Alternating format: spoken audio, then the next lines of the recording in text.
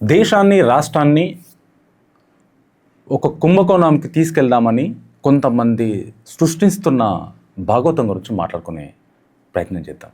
ఇదందరూ మీరందరూ వినాల్సిందే, మీరందరూ పాటించాల్సిందే. ఇది కంపల్సరీ.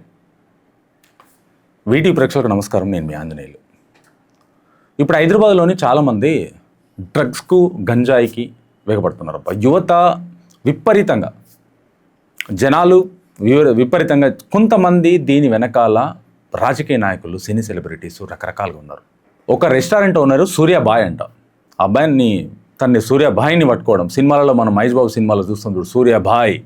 ఈ సూర్యాబాయిని పట్టుకొని ఈ సూర్యాబాయ్ హైదరాబాద్లో ఉన్న కొన్ని పబ్బులకి సరఫరా చేస్తాడంట. ఇతను ఈ గంజాయి, డ్రగ్స్ ఇవన్నీ సరఫరా చేస్తాడంట. అది వచ్చిన సమాచారం ప్రకారం మనం మాట్లాడుతున్నాం. పట్టుకున్నారు తనని కూడా. తనని పట్టుకున్నప్పుడు ఆ లింక్ మొత్తం లాగి అతను ఎక్కడి నుంచి సప్లై చేస్తాడంటే ఆఫ్రికా నుంచి. ఇలా వస్తుంది. ఎంత సెక్యూరిటీ ఉంది మన దగ్గర. అసలు ఎయిర్పోర్ట్లో వస్తే పట్టుకునే ఛాన్స్ ఉంది. అన్ని స్కానర్స్ ఉన్నాయి. అది ఫ్లైట్ ఎక్కాలంటే బెల్ట్ కూడా పెట్టుకోకుండా బెల్ట్ తీసేసి చెక్ చేస్తారు సెక్యూరిటీ చెక్ దగ్గర. అన్నీ స్కాన్ అవుతాయి. మరి ఎలా తీస్తున్నారో అర్థం కావట్లేదు వీళ్ళు. అంటే పోలీసుల కంటే ఇంటెలిజెంట్ వీళ్ళు అవుతున్నారా, లేకుంటే వీళ్ళకంటే పోలీసు వాళ్ళు తక్కువ అవుతున్నారో అర్థం కావట్లేదు. హైదరాబాద్లో మాత్రము గంజాయి విపరీతంగా విచ్చలవిడితనంతో సాగుతుంది. పోలీసులు ఎంత వెతుకుతున్నారు, ఇంతమందిని పట్టుకుంటున్నాడు, టన్నులు పడుతున్నారు. ఒకడు ట్రాక్టర్ కింద పెట్టుకొస్తున్నాడు, ఒకడు లారీలలో పెట్టుకొస్తున్నాడు, ఒక ఆటోలో పెట్టుకొస్తున్నాడు.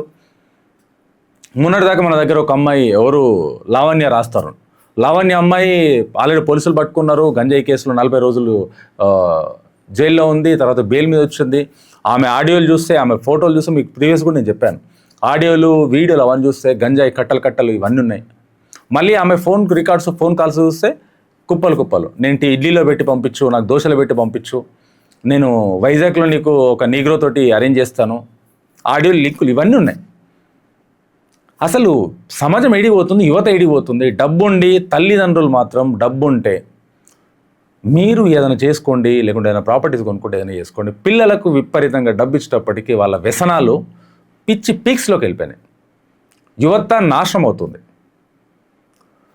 యువత ఎక్కడికో తీసుకెళ్లాలని దేశాన్ని మత్తులోకి తీసుకెళ్తుంది. దీని వెనకాలన్న కుంభకోణాన్ని మొత్తం లాగి తరిమేయాలి. అసలు ఎలా తీసుకొస్తున్నా అర్థం కావట్లేదు, ఎలా సప్లై అవుతుందో నాకు అర్థం కావట్లేదు. ఎక్కడ దీని వెనకాల రాజకీయ కోణం ఉందా, లేకుంటే గవర్నమెంట్ వాళ్ళు నడిపిస్తున్నారా ఇల్లీగల్గా, ఏం చేస్తుంది? మళ్ళీ బయటకు వస్తే మనకు న్యూస్లు బయట వింటుంటాం, చూస్తుంటాం. పోలీసు వాళ్ళు ఇంత గంజాయి పట్టుకున్నారు, ఇన్ని డ్రగ్స్ పట్టుకున్నారు, ఇంత సెలబ్రిటీని పట్టుకున్నారు, వీళ్ళని పట్టుకోరు.